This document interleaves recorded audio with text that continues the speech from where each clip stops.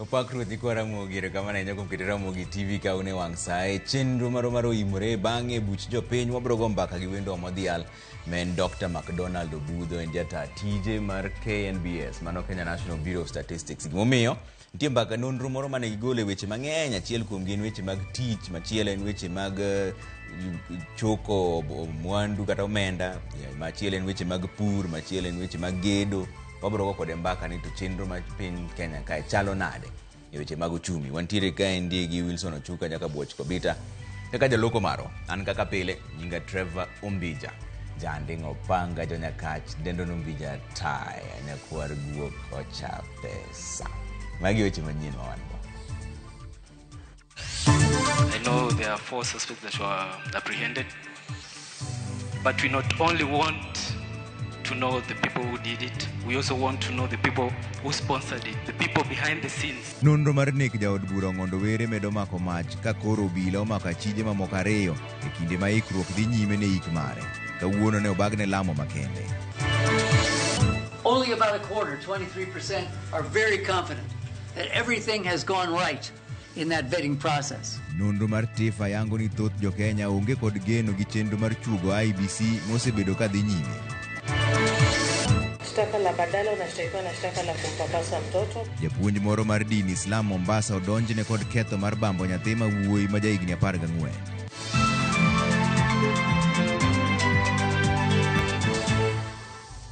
Morwako chenro marwa ni obila mago kwach kich timo apedha ne jasiasa ma Kasipul Philip Nation Aroko ma itudo gi nek mar jaod bura ma John Ben Kasipul Charles Ongondo Were. Okwach kich ogolo milome magolo chik ne Aroko mondo mi ochope tesend obila man machiegni kode mogik ma okoleo. E milome no okwach kich okwayo oganda mondo mi ochiw report magengo ewi kuma dibed ni Aroko nitiere. Philip Aroko ma en jakanyo mar duond bura mar ODM obila chich ni kod ng'eyo ewi nek mar Were manyocho negi juma mokalo kendo maichano iki tich abich jumani.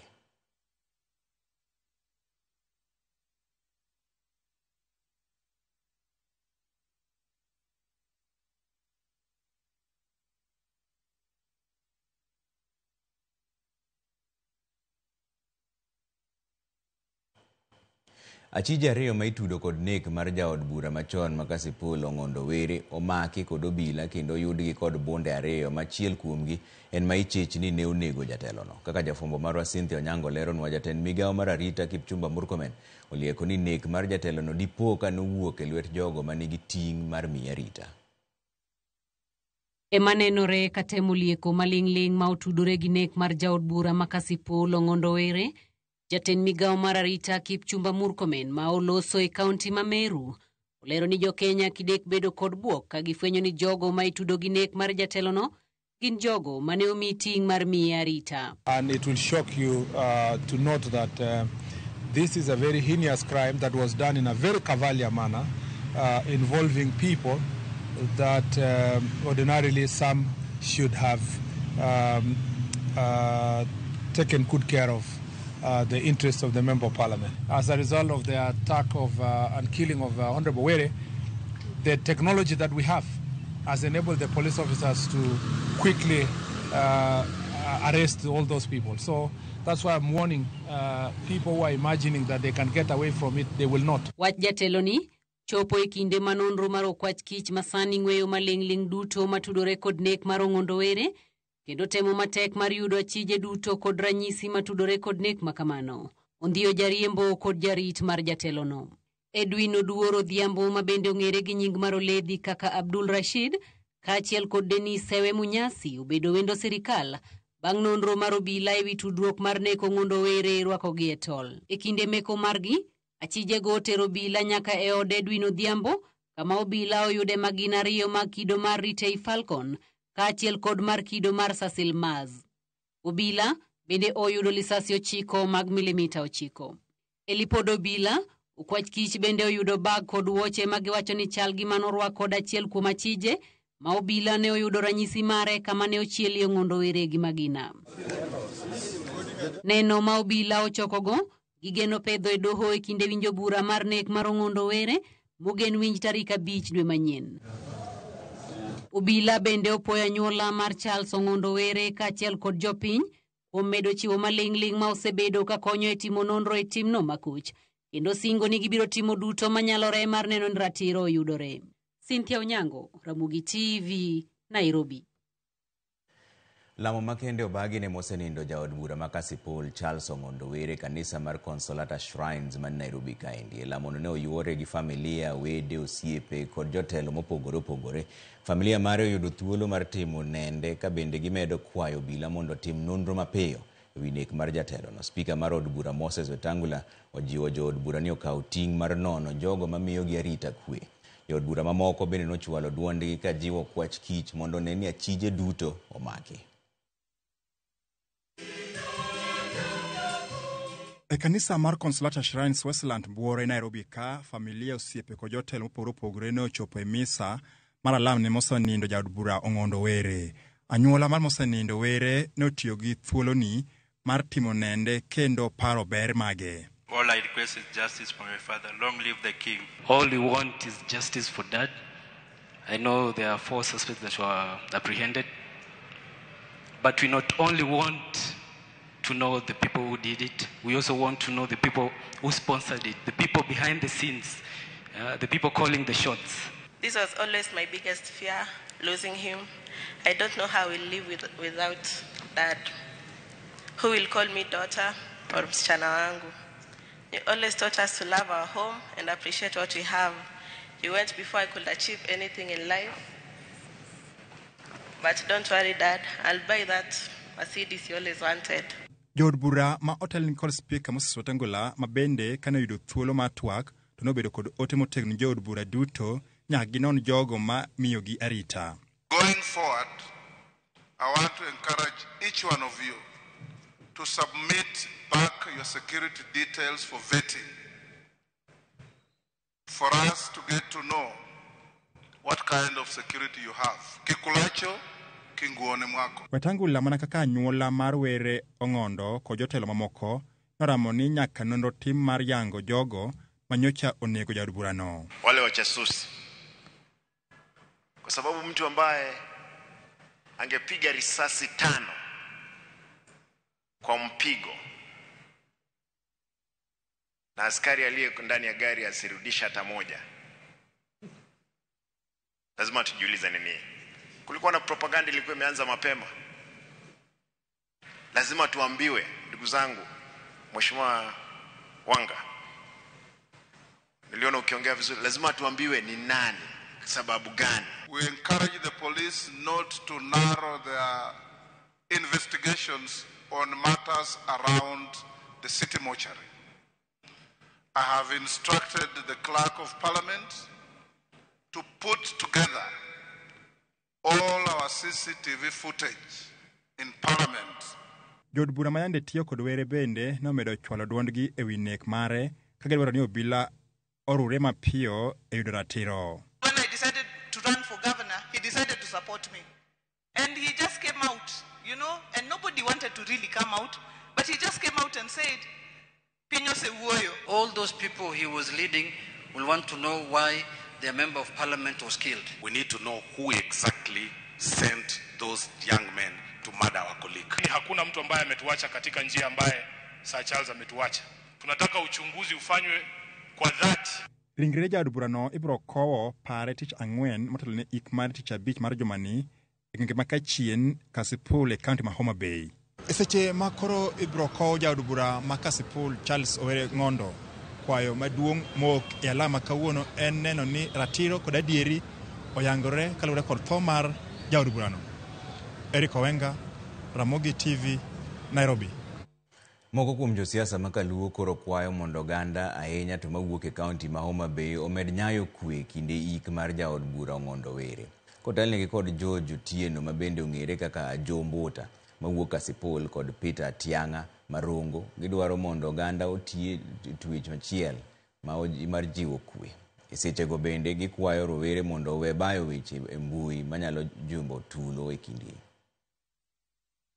Wadwa kowe gi muolo, to wakowe gi kwe. Oganda ma oganda luo ka wabiro no wabiro liel wabiro gi kwe kik wabiro ka wan gi weche gachiel ariyo adek man gi lweny gima dakwa nikech wang'eyo ni majalno mano hero ji majalno mane japati mar ODM mopogore kod mano adwani mondo mi aluong jowa duto te konde duto te chamo mopogore opogore Ong'ondo Were ne en ng'atwa mwageno kendo wahero malich mokadho adwani mondo wanyisu ni waketo arita makare kendo jowa oikore mondo mi orwak ji duto te mondo wakow Ong'ondo Were dala mar Kasipul gi sironyo madwarore adwani mondo mi aluong jowa mowuok kom machielo gi kom machielo wadwani mondo wabed kanyakla mondo wakow Ong'ondo Were. Jotend duond bura mar ODM e kaunti ma Homa Bay okwayo kwe kod horuok e kinde ma kiny nokel ringre jaod bura ma Kasipul Ong'ondo Were kod chieng' iko mare ma idhi tim tich abich e dalane man kachien. Jokombe ODM e kaunti no ka otelnegi gi jakom ODM Rangwe Caroline Owere kod nyawadgi ma Suba North Narkiso Tuko okone jopiny ma Kasipul kod jo Homa Bay mangima mondo nyakwe ringre Ong'ondo Were kiny ne ter gi ndege nyaka e lap ndege ma Kabunde e boma ma Homa Bay kendo ibiro kowe gi nyamburko nyaka e dalane.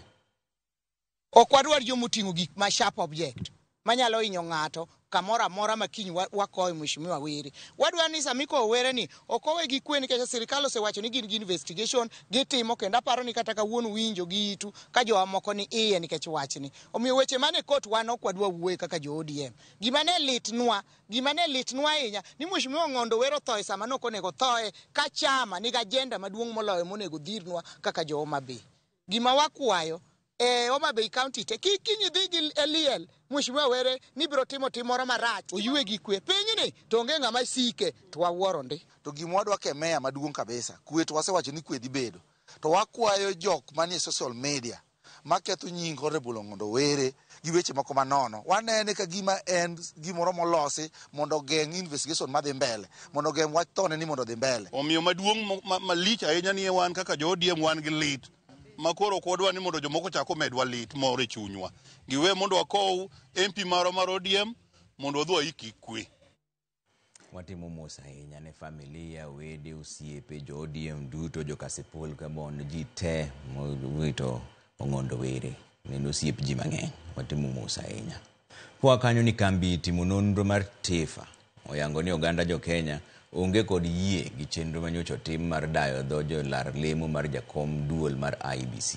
Mabiro bang' aput mane dayo dho jogo chwalo nyingegi ne jatend piny Kenya William Ruto makoro winjore ochwal nying ng'at achiel kaka jakom kod nyinge ji auchiel kaka commissioners. Lidio Keyo nigi ler mar wachni.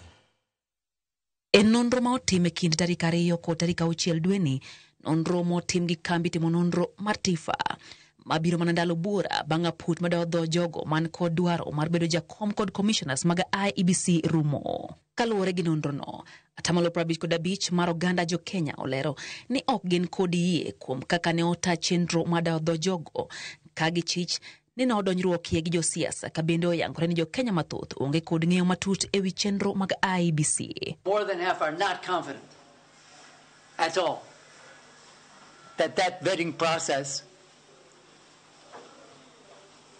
was completely without interference or favoritism.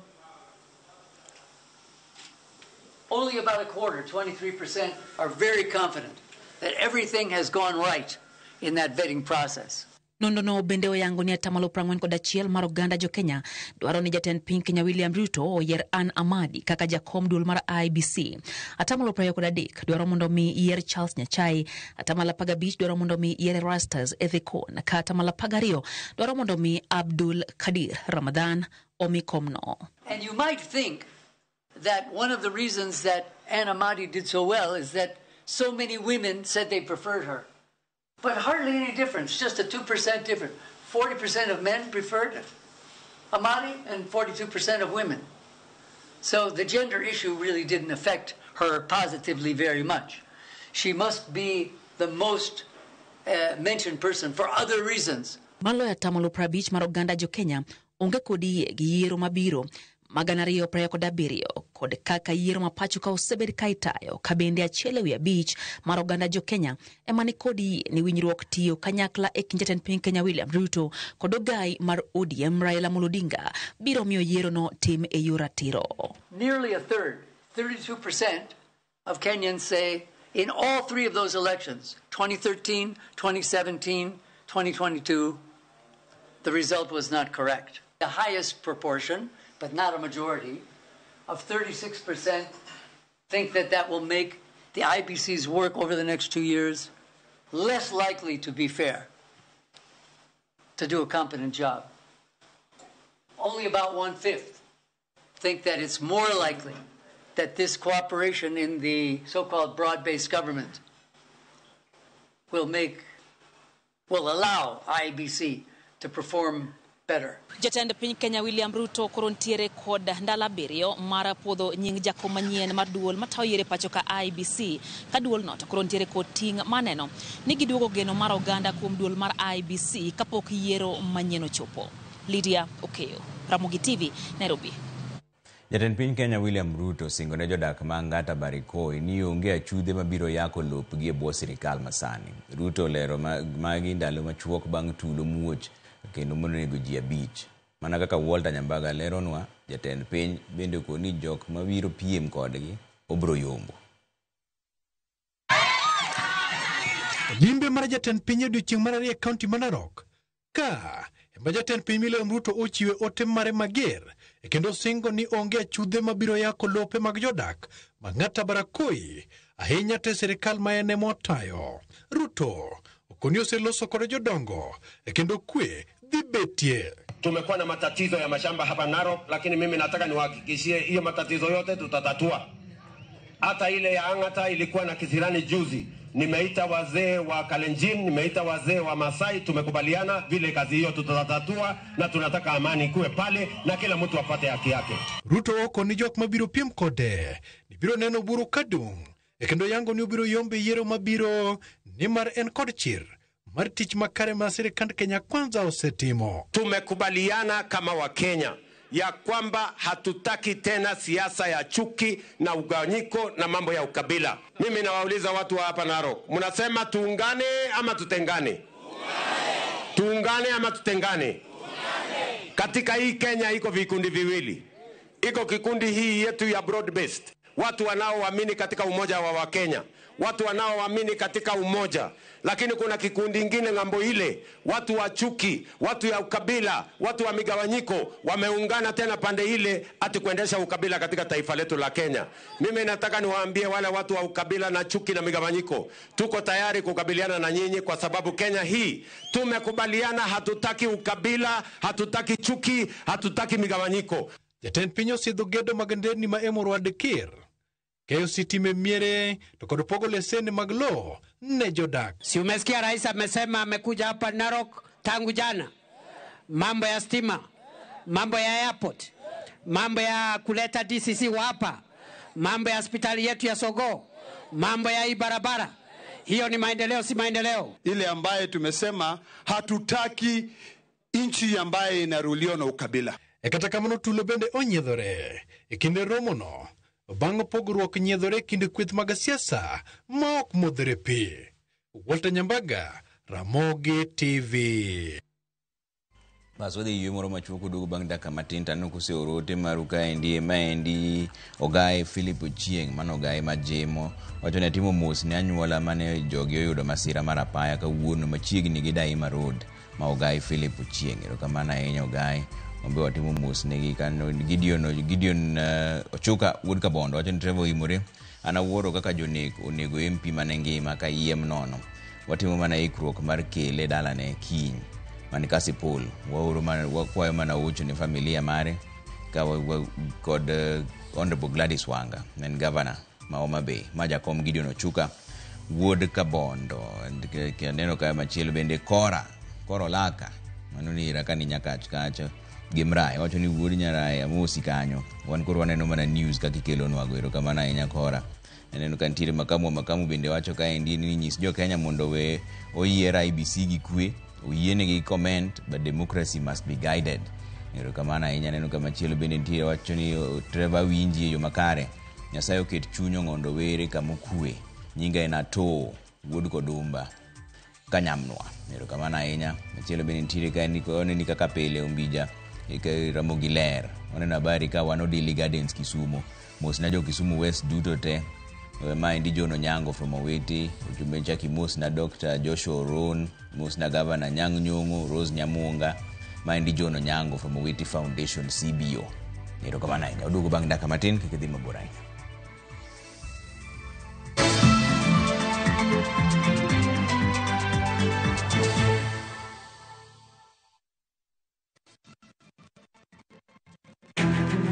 Wakelo ni chenro mar ohala kod lony gi dongruok mopogore opogore. Ohand kinyosi nigi pesa kitimo gima dwarore. Weche makende moa kuom jogo makelo lokruok e ngima dhano. Ohala ber nikech ohala puonji managerial skills. Lek ma in go iriembe mineni gigo chopo. Chakre gi jogo mane ochako ohala manyien. Kalure gi kaka nachako gi kuma achope. Ohala ni en ohala maber. Nyaka jotelo molony e timo ohala. Akwanyo jodala wate odogi ohala. Ne pek mane gikalie. Pod waonge uhuru mar ohala. Loch mane giyudo kod kinda mane gitimo e manyo gik mabeyo beyo. Ka jaohala ok inyal chako project ka ionge gi market. Tudri gi Cleophas Oluoch e ohala gi mwandu. Tich ang'wen ka tich ang'wen chakre saa 1:45 otieno.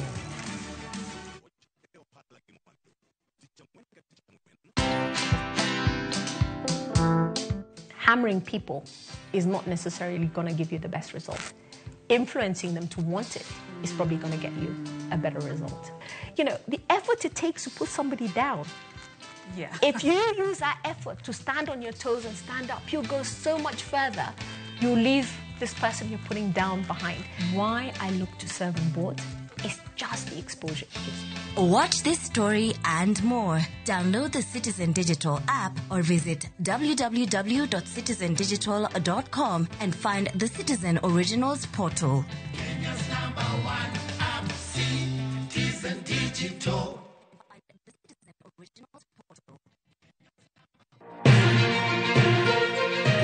E chuny boma ma Nairobi, machiegni gi Naromoro. Kokale gode koda ore kendo mol e gwenge duto ma pacho ka. Okinyi kokinyi wayango ni kaka piny oru. Ma en rupe. Kama wami nonro to kod chal mar fwambo. Wa encourage conversation. Wamenyo ni weche mamako ngimani. Job restructuring kata state restructuring ok promise ni kiwitu tich ka tedi yudo tich ka. Kendo in gi duol e mbaka oromo. Watudre gi reporter marwa ka en Homa Bay, Mombasa, Kisumu, Migori, Kisii. Wabedo gi twak kachiel koda ka jolony weche mopogore opogore. No, amiyo parliament a lot of authority. To authority no gitiyogo mana mondo konygi. Tudri gi Joyce Oduor, Sharon Ong'ao kod Cleophas Oluoch e chenro mar Rupiny kod Mbaka Oromo. Wuok tich nyaka tich abich chakre saa 12 okinyi nyaka saa 5 onyango e Ramogi TV.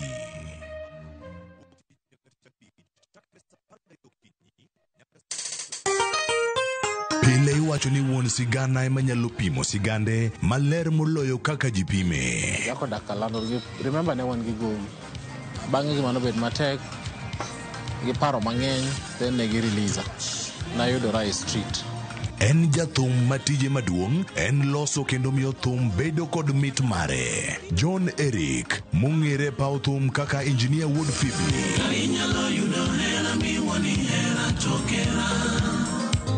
Pimonwa sigande mar thum bende oyango chung' mare masiko kalokore kinde duto. Gospel music or trainer in a way that I'm able to sing in any kind of beat and style.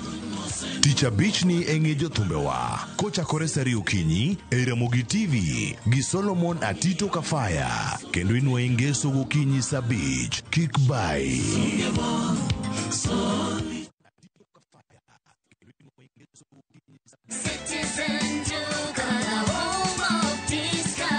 Looking for unbelievable unbeatable deals, Citizen Duka has you covered. Get 2 kg all-purpose flour for just 140 shillings, 2 kg sugar at 315 shillings, 3 liters cooking oil at only 789 shillings, 5 kg basmati rice at 1,289 shillings, and 2 kg ugali flour for just 139 shillings. Simply dial *487*5#. Choose the product you want, pay, and pick them up at any Quickmart supermarket near you. Citizen Duka, the home of discounts. Citizen Duka, the home of discount.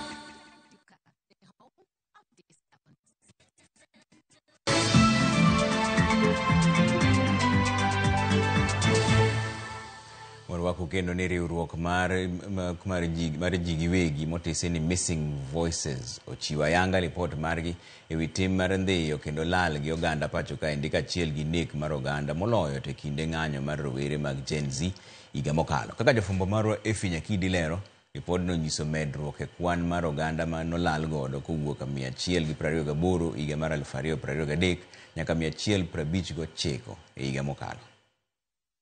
En report mochiwa yanga gi riwruok mar Missing Voices makelo kanyakla riwruoge mopogore opogore makedo ne ratich oganda. Lipod no onyiso medruok e kwan mar oganda jo Kenya mosendhi kendo lal godo kod mago mosenegi. E higa 2023 kwan jogo manolal godo ne Roma par, ranyisi mar 55 kipimo gi ji 55 mag higa 2024.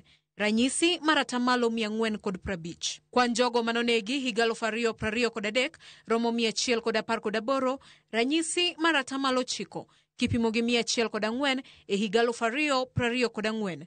Ranyisi mar 12. Chal makama notimore ahinya e kinde dwe mar 6 higa 2024 kama e dwe mar 6 kwan jogo manorwake buk kaka mago manowito ngimagi e lwet obila romo 38, dwe mar 7 ji 11 ka dwe mar 8 norwake buk ji 9. Gino makelo kwan duto mar jogo manowito ngimagi e lwet obila nyaka 58. Lipod no bende ofwenyo ni kaunti ma Nairobi otelo kwan jogo manonegi e kindego gi ji 38 kiluwe gi Kiambu gi ji 9.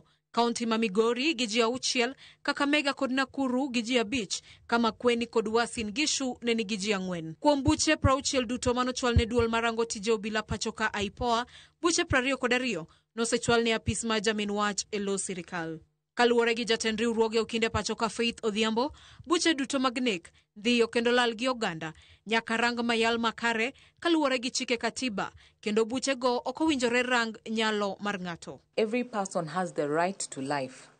It does not include an asterisk for when someone is poor, when someone is young, or inconvenient to the state. Korka kore, ogai machon ma doho David Maraga wacho ni lipodno en ranyisi mar kaka obila tiyo gi teko mathoth kuom oganda jo Kenya wira ni gionge puonj kod tiegruok makare. The police require a lot of training on how to handle some of the situations that they find themselves in. They must bear in mind that the Constitution guarantees picketing. It is quite unfortunate that we have institutions that are mandated constitutionally, yet they play and feign ignorance for what has happened. We call upon the ODPP to make sure, for instance, the command responsibility matters are followed through.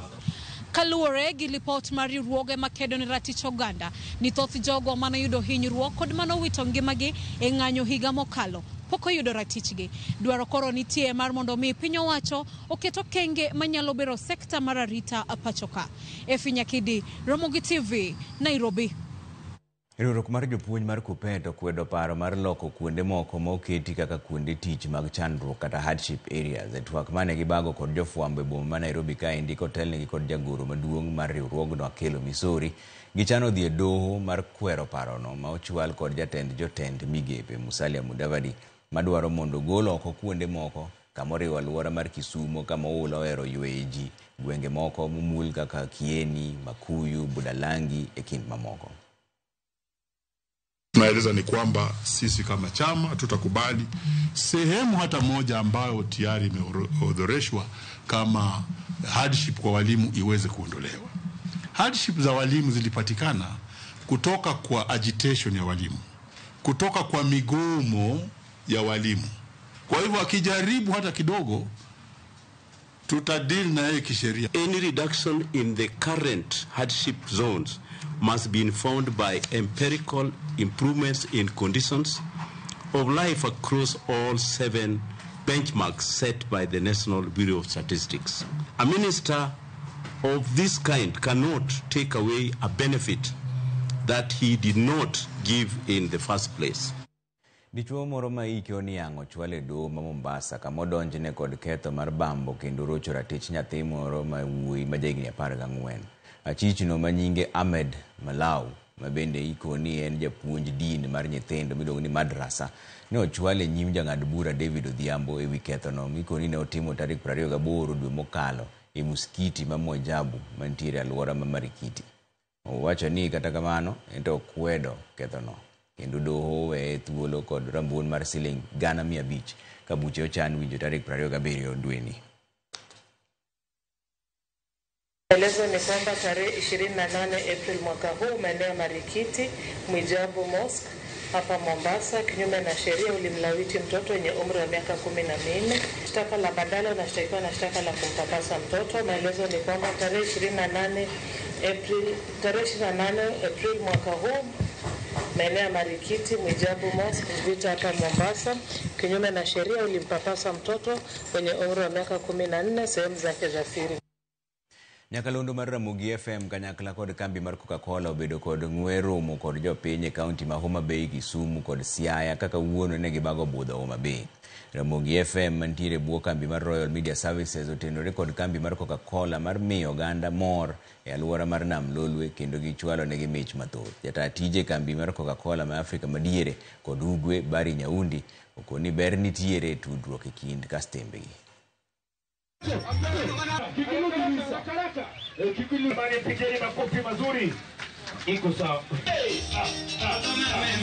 am grateful for the reception that we have received at the Lake Region, talking about the half liter and the amazing offer that we have, the offers that we have for the people of the Lake Region. You know, in these trying times, we're just doing our best to see how we can connect with our consumers, and I think getting like 10 shillings off in your meal, in your everyday meal, is definitely a win. So we've received really good reception. We're grateful. Kok mzito ni en gima koro seche gi loro nengo ka ging'iyo ni customers gi bende nyaka gigone giero kamano. Koro sani kok mzito ni en soda mara half liter. Olor nengo ne chakre siling 60 to koro entiere siling 50. En inyalo yude be flavors mopogore opogore nikech nitie ng'ama ohero kok no dio kaka kampuni, lakini flavor mo otiyo go opogore. Koro nitiere Sprite, nitiere Crest, nitiere Fanta, kaito nitiere Stony. Magi duto gibiro e siling 50 kende. Kawuono ne odiochieng' mogik receptions obedo maber, josiano wuok romgi kendo ne watieko kod kambi luongo ni Akala, ma Jakala be norito nyaka odhiambo kar rombgi.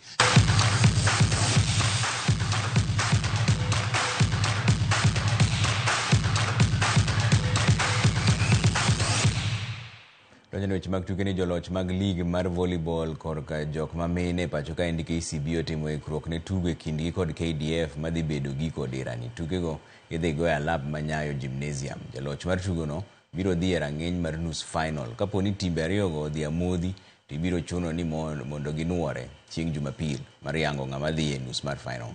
Kocha mar KCB Jafeth Munala onyiso geno mare maduong' mar siro loch margi ma higa mokalo.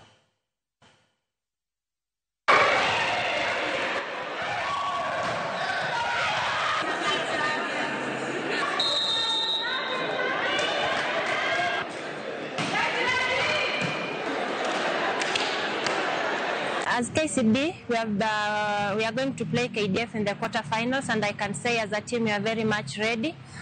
We played them earlier before in the normal league season, and facing them in the quarterfinals, you know they are good opponents, but we are ready for them. We are the defending champions. Of course, we have that urge to defend our title, but we are under no pressure. I'm happy to report that the preparation for the start of the playoffs is in progress. We started last week without knowing who we are going to meet. Now we are focusing to KDF game on Friday and Saturday. because now we know we are meeting KDF. I'm happy that when we went for African Club Championship, we got a lot of experience to our young players, and now they are ready to go to defend our title we took last.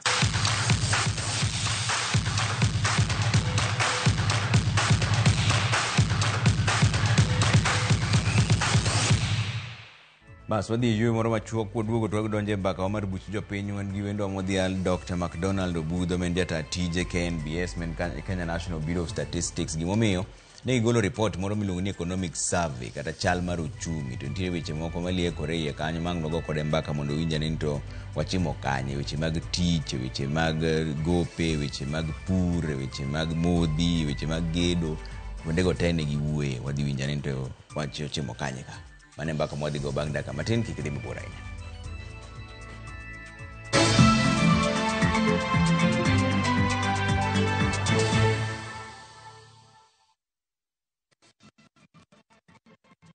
Ok inyal weyi ma ok inyiero. DJ Comeback Selector. Chula pila.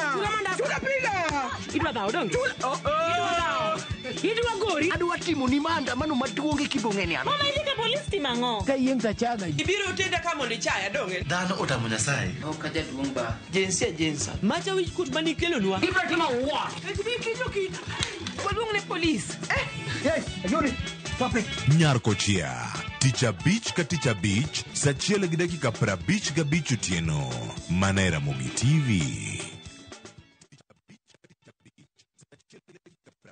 Craving an extraordinary escape? View Travel invites you to breathtaking Cape Town. Starting from $1,300 per person sharing, enjoy 4 nights with breakfast plus Cape Town City Tour, cable car ride up Table Mountain, full-day peninsula tour, scenic Chapman's Peak Drive, Cape of Good Hope, photo stops at Bokap and Muizenberg, Constantia Wineland Estate Tour. View Travel, your gateway to Cape Town's wonders. Visit viewtravel.com or call and WhatsApp 0703-254-254. View Travel. Dream. Explore. Discover.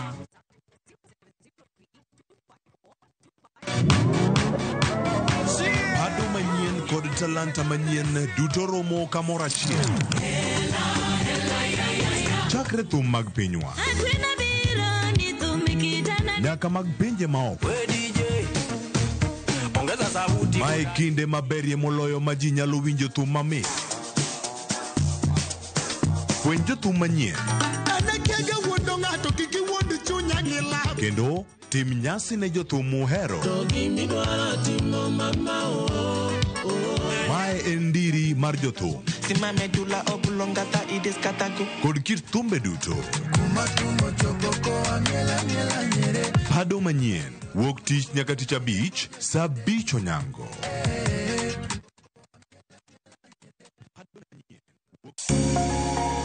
Lwedo chweyo.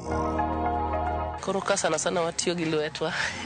Rom gi joma oseloko kit ngimagi kendo giseloko pok margi obedo ohala. Bechgi ni malo nikech kaka yudo materials dhi mang'eny. Duto en wach chwech, pok, tich matek kendo tiyo matek. Tim giri mitimo no, kikete chunyi, tikete pachi. Mamiyo lek bedo adiera. Pok opogore. Tich ang'wen, saa 2 okinyi, kod Sharon Ong'ao. Kik bai.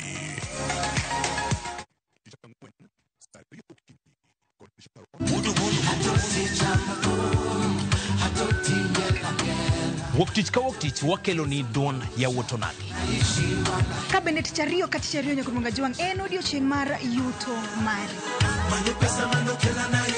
Chieng' tich adek ka tich adek nyaka jwang' en odiochieng' mar mine nyalo kachiel koda weche hera.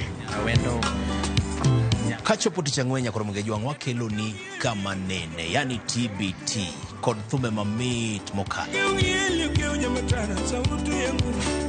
Furahi the edition en thum kaliech. Loso kapuoyo nyaka jwang'. Ka wakelo ni jothumbe mopogore opogore. Kanyo ndo bende wakelo ni gimiluongo ni Ben Yawan.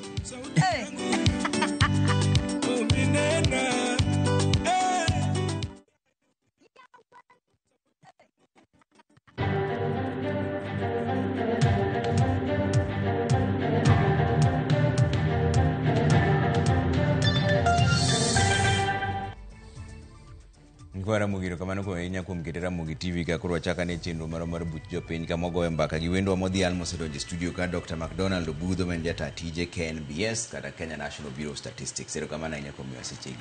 Erokamano ahinya Trevor. Amoso joko nagi ni okwe uru dhiambo masani. Kamano. To ni ugolo report moro miluongo ni economic survey kata chal mar uchumi. Kapok wadonjo iye matut, in king'iye to Kenya ochomo kama ber koso ochomo kama rach kiuchumi kaluwore gi report iwuon. Mokwongo Trevor, kapok aduoko mano, daher mondo jo Kenya ong'e ni weche mag economic survey mwatimo gi weche mag uchumi wasebed kwatimo gi chakre higa mar 1960. Ripodego duto nyaka manyo wagolo nyoro gintiere e website wa mbui wa ng'ata nyalo dhi mayudgi. En gima watime nikech mokwongo ong'iso ni to e higa mokalo dongruok obedo machal nade e uchumi waka kata ok wadongore machal nade, to e areas ma migepe mage madongruok obetie to mage moko betie, to mano koro group machielo biro chako ng'iyo ni to ang'o momiyo dongruok obet ka maber to kubedo kama chielo maber. Matini koro wang'iyo chike morito areas mopogore opogore. Koro penjo mipenja ni to warie kuma ber koso kwarie kuma ber. Uchumi dongruok mare ok nyal bedo machalre e higa ka higa. Kwadok chien 2020 ndalo corona COVID-19 ne waluar gi 0.3 ata 0.3%. Matinde ni dongruok kia 2019 kibire 2020 ne onge ndalono. To kwa uo kanyo to wadhi 7.6. To kwa uo kanyo to wabire 4.8. To kwa uo kanyo to wabire 5.7. Actually king'iyo report mana wagolo cha 5.6, lakini data mocha kudugo medore Mohamed omiyo kuro bedo 5.7. Kuro sani ne wayudo 4.7. Now 4.7 tiende ni wadongore, to kipimo gi higa machielo mokalo cha ok wadongore e speed mamalo. Mane pogruok maduong' mantie. Ni dongruok to wadongore to kwadongore e speed mamalo. To king'iyo mapimo ni mane negative cha, matine ni mwandu mar Kenya ndalo COVID-19 nodok piny. Koro ne onge dongruok kata matin. To kwa chako kanyo kwa biro mbele to wasebet gi dongruok. 7.6 no to bende king'iye most to iyudo ni ok ne dongruok malich machalo kamano, en mani koro mathematically nitiere minus makelo plus. Mamano wachi machielo mopogore kendo maburu wanya uwe bange. To gimomiyo penji mano jaduong' Obudho en king'iyo report mari wuon motimo mar economic survey ni. Kamano. Unyiso ni East Africa nodongo kata mala 5.4. Magima dongere luongo ni on average. Yes. Rwanda nodongo gi atamala 7. Yes. Uganda odongo gi atamala 5.7. Yeah. Tanzania odongo gi atamala 6.1. To wan kende modongo gi atamala 4.7. Dong manyiso ni wachimo komarach kaka Kenya. Okanyal wacho kamano piyo ni wachimo komarach. Luore gi gima mano timore. To mokwongo nyaka kuongi ng'e ni ka wadhi e world level economies madongo ma kaka US gire iyudo kodongore gi 3.2. En economy matimo nade? Duong'. 3.2 neno en gima duong'. Bie Kenya, bie East African Community. Kenya emen gi economy maduong'. East African Community. Omiyo percentage modongore godo ma 4.7 ni okinyal pimo gi mar Uganda ma 5.9. Yes, marwa pod duong'. Koro dongruok wadongore. To gima bende chako ng'iso ni wadongore Trevor en ni kakorikao mwandu mar Kenya no ma sani en 16.2 trillion, wawuok e 15 trillion e 2023, kwa biro e 16.2 trillion 2024. 2024. To idwa ng'iye ni okay, pogruok mobedo en 4.7%. To adiri makende ni kakoro idwa ng'iyo gi ni to e mwandu mar jo-Kenya ni kipogo gi namba mar jo-Kenya to wan kanye. Tidhi yudo ka namba ni ka pesa no koro nopoge ma ng'ato owach ni kuom jo-Kenya joma nitie Kenya kae sani kwadwa pogo mwandu ma Kenya ni to ng'ato biro yude adi. Ibiro ni ng'ato dhi yude dhi yudo 1,309. Ya? To higa machielo mokalo cha ne ka nipoge to ng'ato ne dhi yudo 292.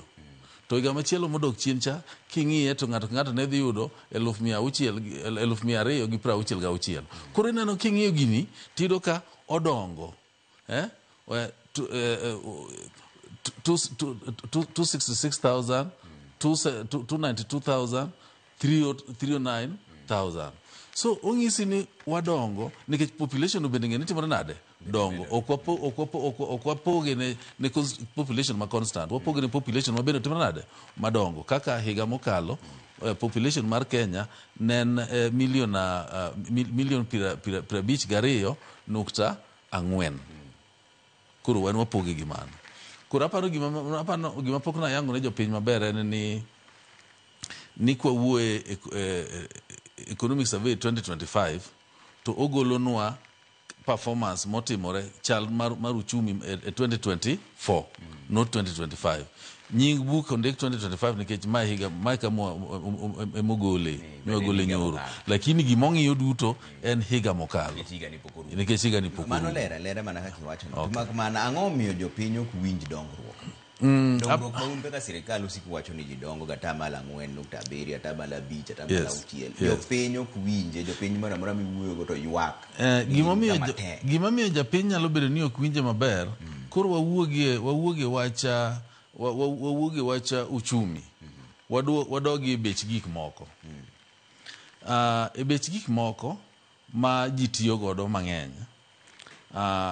Ging'eny sana ginge 1,000.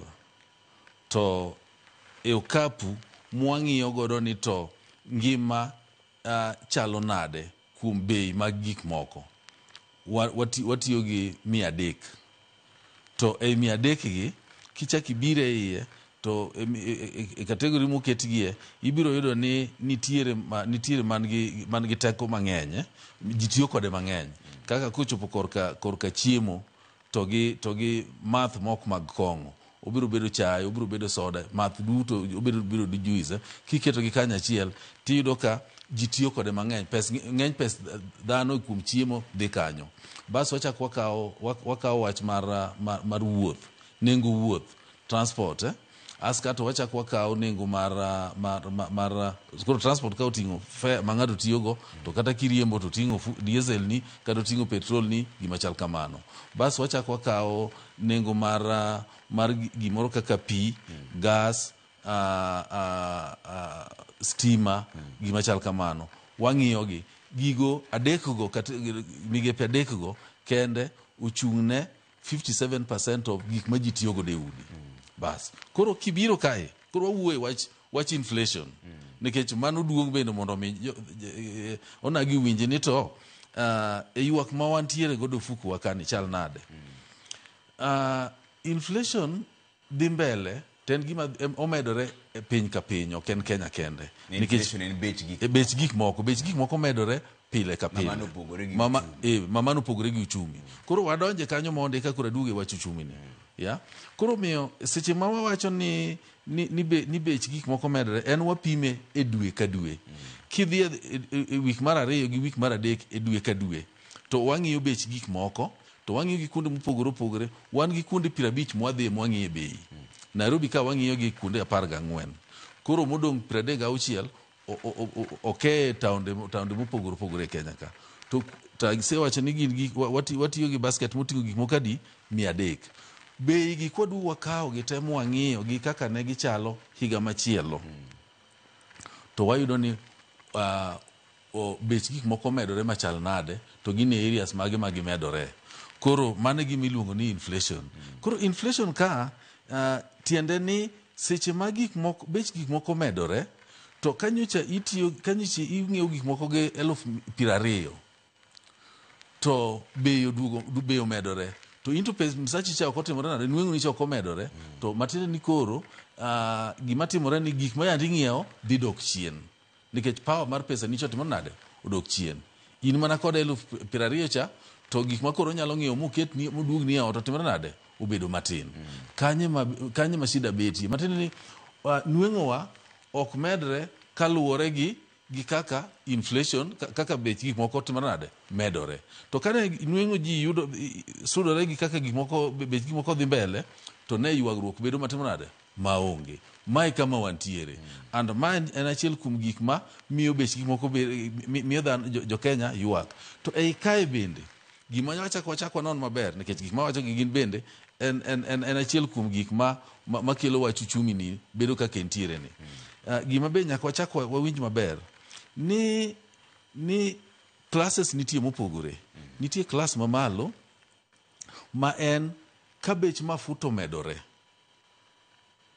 to pod ok owinji ahinya bech chiemo medore ok owinji ahinya koro adwa kawo jok manitiere upper Karen gin shida gi pesa ma gitiyo gi chiemo en pesa matin en atamalo matin kabisa pesa ma gitiyo gi mafuta en gima tin to ng'at machulo ot ochulo ot mar 100,000 100,300 100,000 ka rent omedore nikech maga achiel kuom gik ma bende nitie basket wacha ka bech ot omedore to ng'ani winjo matek nikech otiyo gi pesa mang'eny kucho to kubiri chiemo ka to otiyo gi 30,000 for example koro kata ka chiemo no medore modhi 32,000 ok owinje ahinya but to ng'at class machielo ma middle class ka en kama pesa nitie mang'eny en joka kar wuoth kar puonjruok ka ema pesa ka gigo medore to hinyore aya class machielo man piny koro wadhi e lower Karen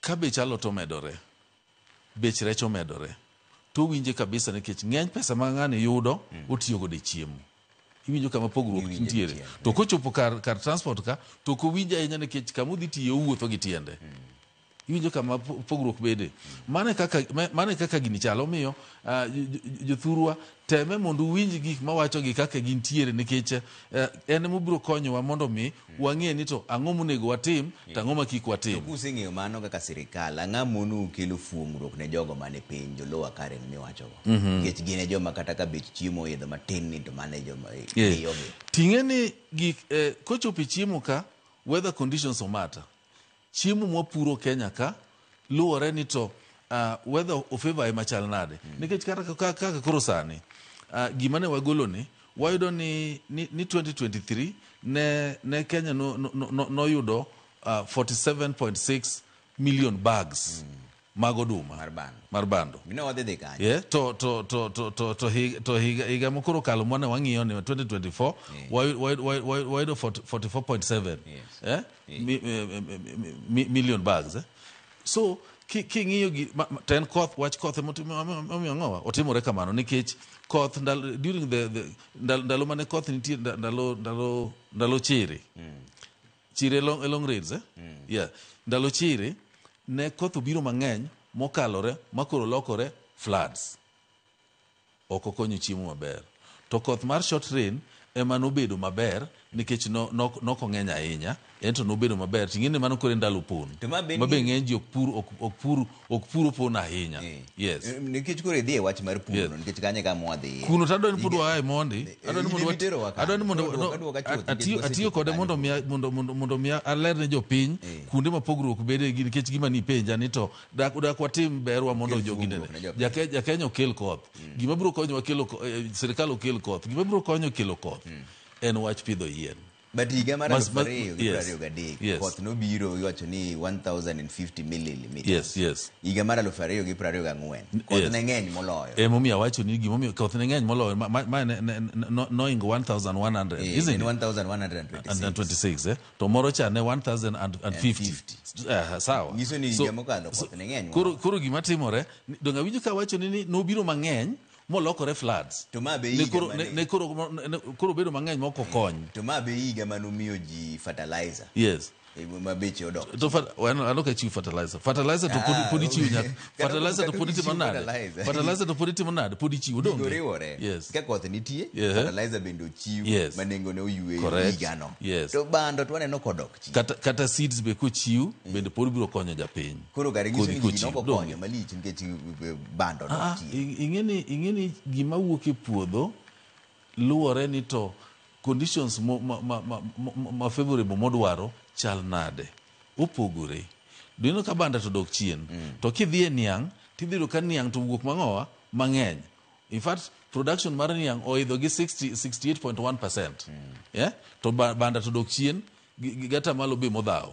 Koro miyo gima wuok e puodho nitie bende gik machielo ma control ma dhano control. Dhano nyalo mana control gi wach pidho yien to sirikal ok nyal control that one.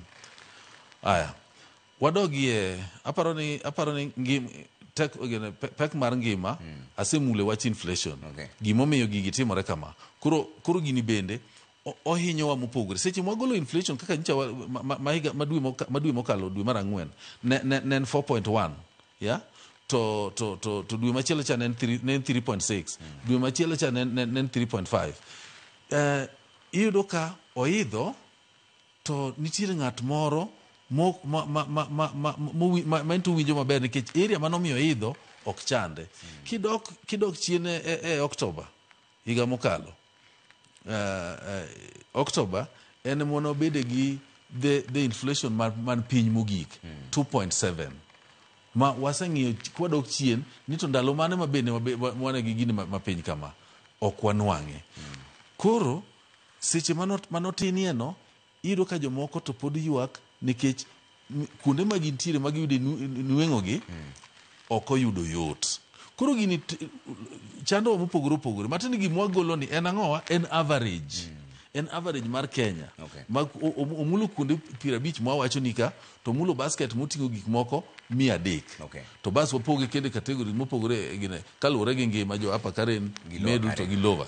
Gigi ng'eny lakini wadhi temo matek mondo wang'e ni gik mutimo nikech ang'eni report uno ne page 500 gi wiye. Kamano. Lakini nitiere wach mar tich ma be undiko. Ni higa manokalo tich nolosi sirikal noloso ne ji tich 782.3 mago tije. To singo mar sirikal ne ni higa ka higa gidhi loso tije 1 million. Sirikal nowuondo jopiny.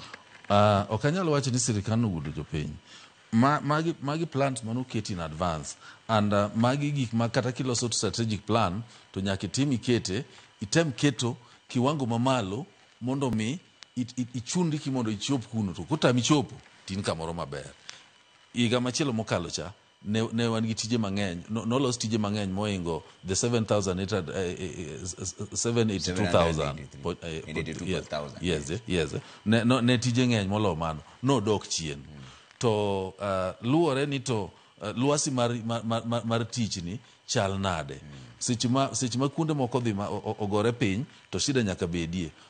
Adwa kawo ni kanya chiel ni kidhi Kwale to Kwale ne nitiere mining mar titanium. To kambino maduong' mane tiyo kuno noloro dwe mar 3 higa mokalo. To noloro nikech gik manegi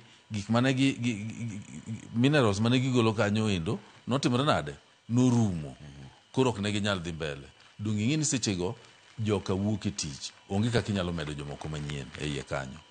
Kuonde manogore matek matije ok ne nyalo yudore onge kaka inyalo medo jomoko kanyo. Omiyo kanyo mane sirikal ne nyalo to tich momedogo iyudo ka ng'enygi ne gin e area mar anyalo luongo gi ni Jua Kali. Ok gin Jua Kali gite lakini anyalo luongo ni Jua Kali nikech gin noyud gi informal side. 90% of it mag tijego eko ne nitiere informal side. mana 10% ema nitiere formal side. Ko wacha about formal side, and it means ni en gima nitie gi contract, en iyudo msara dwe ka dwe kata bang' wige ariyo, in gi medical cover, I mean in gi insurance mar medical, in gi leave gi gik machal kamano. Mane formal. Koro machielo mok formal ni ka muting'o dhano mang'eny, en mundiko jo Kenya mang'eny, to bende mane kore chuny tich e Kenya ka. Mak mana singo ne milion achiel. Singo mar milion achiel ni, mani ngini koro an kanya timo mani ngini koro kumara ni tija onego wakongo wawinji ni tija en ang'o. Tija en establishing gimiluongo ni what is the situation. Mane tij statistics. Ni situation en mane e migawo ka migawo. Mane gima timo ma agolo nigo kaka entiere ni ochal kama. Kose gole kamano, koro owuok kuomwa kodhi kuom migepe mopogore opogore makoro implement gigi. Jok mang'iyo weche wach tich dhi kuno, jok mang'iyo weche wach uchumi dhi kuomgi, jok mang'iyo monetary policies kaka Central Bank of Kenya dhi kuomgi. Koro owuok kuomwa ka koro okere duto. In fact, Trevor, gima jo Kenya onego ng'e ni onge gima inyalo timo ma onge statistics. And mani tich ma oketwa kaka Kenya National Bureau of Statistics mondo watim. Koro tijwa en establishing what. Then kochopo nito ang'o miyo timore kamano, why? Yeah? En mar ng'at machielo. Emomiyo wan gi migepe. Emomiyo wan gi migepe mopogore opogore matimo mano. Statistics gi miluongo ni predictive analytics. Wano mar ng'iyo mbele. Yes. Ing'iyo ni gini kako dhini, onyalore koso konyalore. Bas, koro kanya dwa duoki matin. Pane wewa gi kanya duoki nikech asewinjo gimi penja. Statistics mwatimo en based on data. Ok watiyo gi perception. Watiyo gi data. To seche mwatiyo gi data, watiyo kode kaluwore gi chike moketi miloso godo statistics e area ka area. Yeah? Mobed approved at the global level. Okay na Kenyan case ma Dr. Budho biro chiwo gokinyi to wacho ni wang'ni inflation tadwa time yo makama. Kiny ne tadwa time yo makama. Wan gi standards manyaka watigo ma guide the processes. Masama changes nitiere to ng'ere worldwide changes nitiere. Koro miyo okwa predict gimanyalo tiyo godo to predict anything and using data to predict the future. Mana kaka winjo ka wacho nini anyalo wuoke 2020, 2021, 2022 kadhi mbele mabichop ka mwang'eni okay future nyalo bedo ni chalo kama, but ok inyal yudo mano e ripodwa. Inyalo mana yudo gik mosetimore kochopo sa budgeting. And budget process making is based on statistics. Ong'iyo ni to migawni ang'o motimore, tang'o mane wadwar ni mondo timre. To gimone odwar ni mondo timre ni chike policies magi mane waketo mondo mi notimre kama. To koko timore to kare matiende ni policy ni nitiere gi nuksi moro matin. Ok odonje wang' kaka ne dwarore. To modhi maber tiwacho ni mae tiyo maber odhi mbele. To moko dhi maber to imanyo intervention. Ni ang'o ma koro onego waloki mondo mi koro area no bedo timre nade odhi maber. Koro mano tich mar ng'at machielo gi skills kendo mopogore opogore makoro ok mar statistics. Ok ing'e ni mano to adier, lakini sirikal onego bed ni tiyo kanyakla nikech acha kadhi e wach mar gedo. Gedo no ripodu nyiso ni oger udi 1655. Yes. Higa mar 2024. Yes. Singo ne udi 250. Ma ok en kata tamala par mar 250. Yes. Mane chenro. Yes. Koro nyiso ni magi manyalore koso gini ok nyalore. Ing'eni kisetime kamano to kisetieko kode statistics ka ibiro luongo ibiro luonge jok mochung' ne ng'owa ni gedo. Ana sirikal asingisi gima establish what na gimisomo no endo 1655. Mano e gima timo nade I establish ni notimore. To kiseche misome no adwa ni mondo isome ni the building is completed. The word completed. Yeah? Mano motieki. Mano nyaka iketi mondo winjre maber. koro wadog chien ni kochopo kar affordable housing actually pesa manotigo do 2023 king'iyo gi 2024 nomedore gi atamalo 10.2 pesa momedore kitimo gedo gi to gedo ok en gimitimo gi higa achiel, en gima dhi over period of time. Koro gima nyiso ni nitie mang'eny mosechaki to as at within 2024 ng'eny gi pok otimore nade, pok orumo. Koro mwa report moserumo, ok wanyal report mokorumo. Yes, koro gima nitie kanyono ni 1655 mago buildings motimo ang'o mobedo completed ma ready for use. Now come next year kakoro wabiro golo the next economic survey tibiro wang'iyo 2025 the year 2025 ibiro neno ka pogruok nitiere ni ng'eny buildings housing units manokorumo e 2024 cha dibed ni ng'eny gi orumo e 2025. Koro ibiro ka nitie saj maduong' modhi malo kucha ni wang' ni wa achieve this one. Koro ok en gimoro ma inyalo kawo mitimo on a straight line because gidhi through processes. Nitiere approval, nitie plan, nitie approval, and beyond approval and about awarding the contract. Kise award the contract to ng'amomi the contract would now start timotije mag ng'owa mag gedo goeko.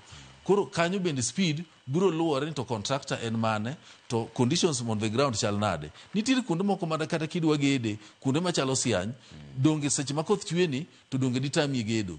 Koro luwore gi kaka situation chalre, but ultimately dhi chopo kama koro mano chaki ka rumo kaka wadhi mbele e kaka gimedo bedo ang'owa mang'eny to mancho tim sani ni mancho rumo tin ne mana nitiere higa machielo cha.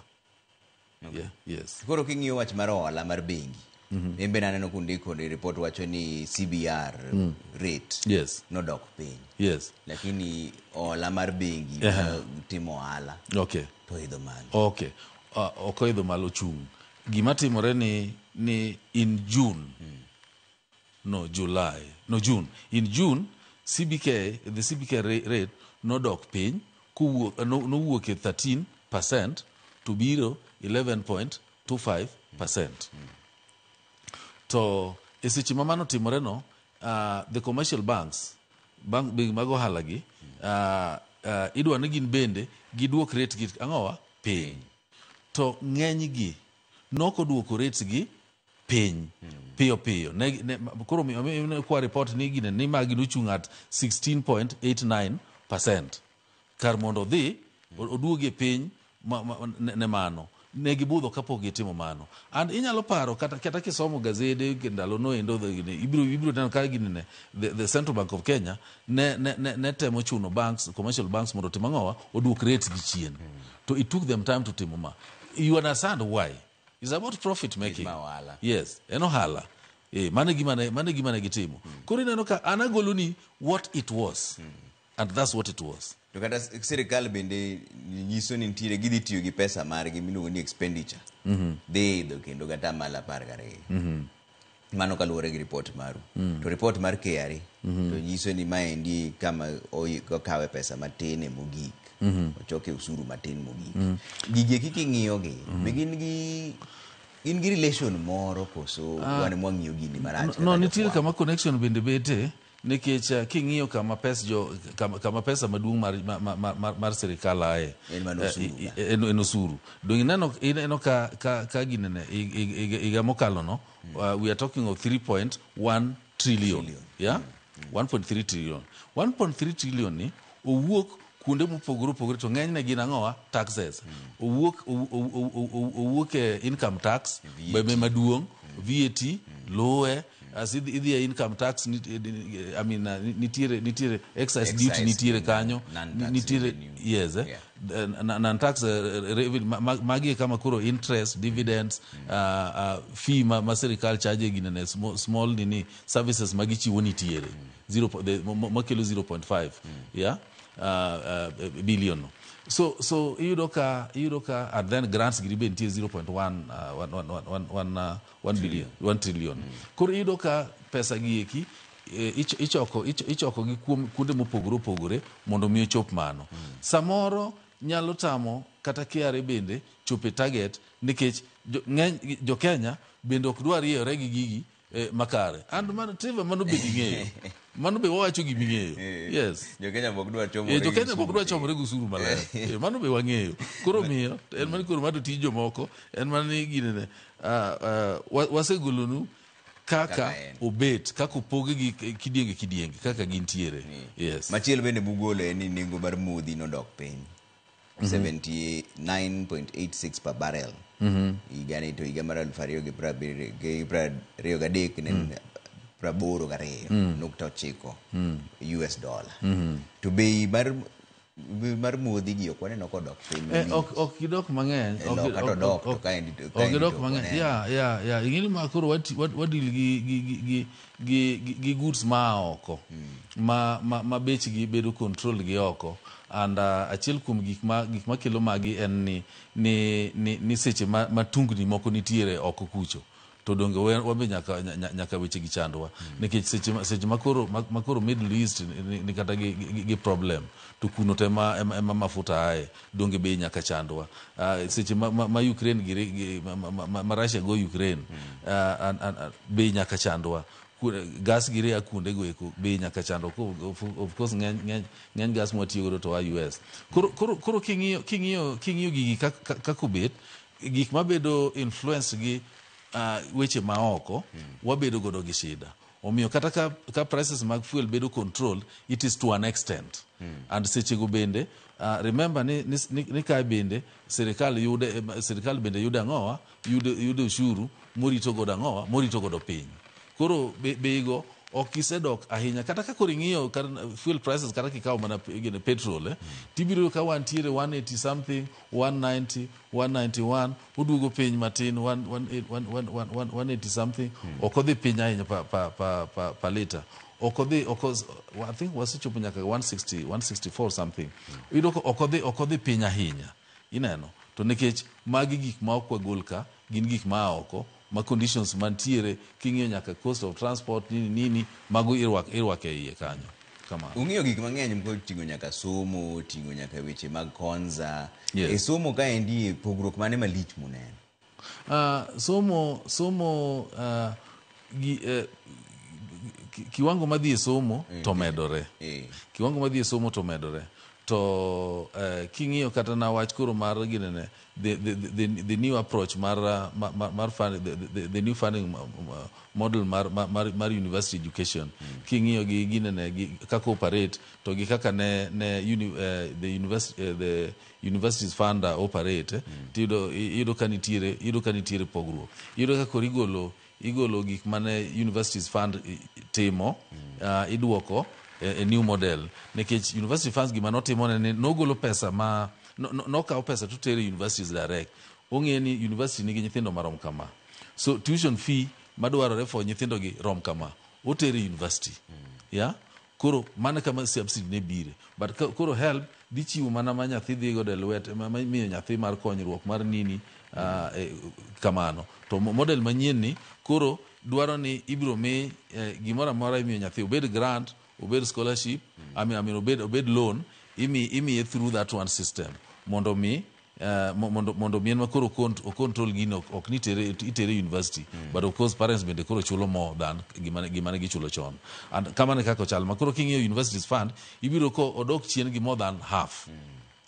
pesa manichiwo ne 2023 gimochiw ne 2024 odok chien gi more than half ka koro wang'iyo gigi te kijumla ka koro watieko mbakani un kaka jolony ang'o ulieko ne sirikal kaka rieko mar mondo kwadhi mbele yore mage muneno ni mondo giti mondo gik moko odhi moriere maka dho ngere luongo ni recommendations ang'o munyisogi no area ka area kwasegolo gima nitiere in fact for the economic survey ok wandike very directly But watemo tim analysis of kuonde ma pogruok gibete, watemo tim analysis on that.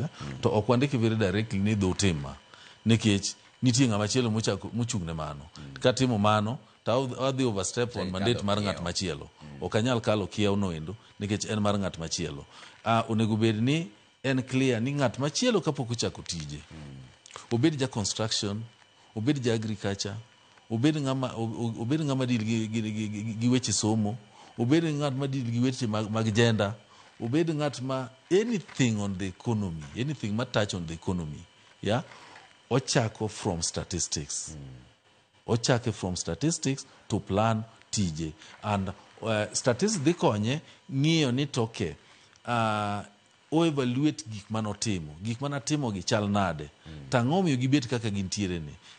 Gimomiyo gibet kaka gintiere ni I need to loko 1, 2, 3 mondo amed bedo maber moloyo kama ntiere. Ochake gi kanyo kodhi mbele. E seche modhi mbele no, e diere kanyo obiro chako dwar ni mondo ng'i ni to bende ane the right track koso nitie gimoro monego aloki. Mane momiyo bende watemo golo gimoluongo ni quarterly GDP. Bang' dweche adek ka dweche adek wagolo ni uchumi dhi nade.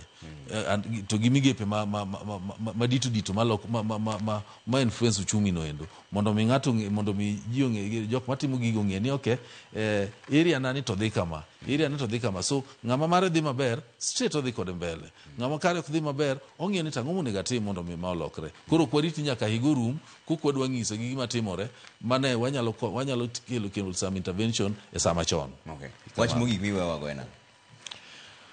An dagombo mana wacho ne jo Kenya ni gimoro amora mwatimo wabed gi plan. Kata ne odi bed gi plan e gimoro amora ma watimo mondo mi wayud konyruok maber. To moloyo jonagewa, wamedwa meda tiyo matek. Adiri makende ni tiyo matek ema biro miyowa chiemo. To kok watiyo matek to ok wabiro kaka wakonyore. Erokamano ahinya kuom waseche gi Dr. McDonald Obudhe, en jata tije KNBS, mano Kenya National Bureau of Statistics.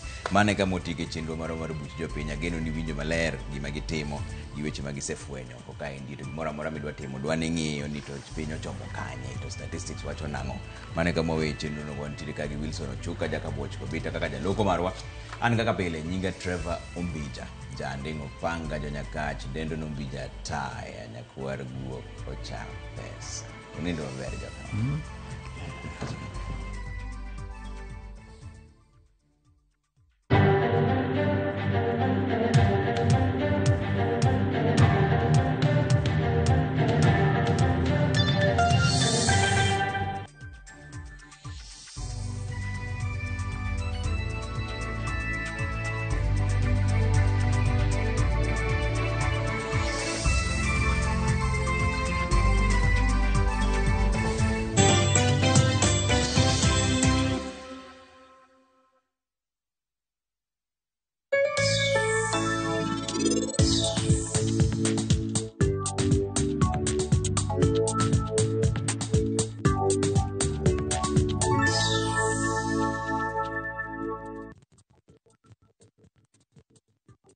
Craving an unforgettable African adventure? With View Travel, discover the magic of Africa. Explore Cape Town's beaches, trek Uganda's lush rainforests, marvel at Rwanda's beauty, explore Tanzania's wildlife, and